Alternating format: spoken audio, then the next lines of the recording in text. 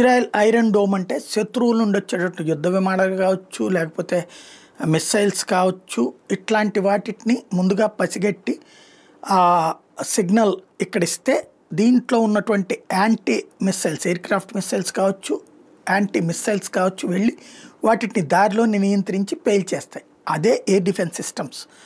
అవి పెద్ద ఎత్తునే వాడుతుంటుంది. Iron dome అంటారు దాన్ని, ఎందుకంటే అది 3 దశల్లో ఉంటుంది. దాన్ని కూడా అధిగమించి రాగలిగినటువంటి స్థాయిని మొన్న ఇరాన్ చూపించింది. 10% చోట్ల లూప్ హోల్స్ కనిపించినాయి. అదే సందర్భంలో ఈ ఐరన్ డోమ్ కారణంగా వాడుతున్నటువంటిది, వాళ్ళు డ్రోన్లు వాడితే ఆ డ్రోన్లను ఇంటర్సెప్ట్ చేయడం కూడా వీళ్ళు పెద్ద ఖర్చే పెట్టాల్సి వస్తుంది.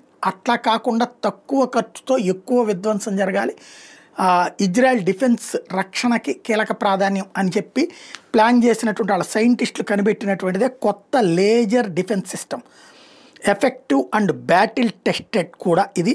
తాజాగా అక్కడ ఉన్నటువంటి వాళ్ళ లెక్క వచ్చేటప్పటికి అతి తక్కువకి అయిపోతుంది. ఇప్పుడు డోమ్ ద్వారా ఇంటర్సెప్ట్ చేస్తే ఒక్కొక్క దానికి మిస్సైల్కి $60,000 పడుతుందట. అదే ఇది వచ్చేటప్పటికి $2 పడుతుందట ఓన్లీ.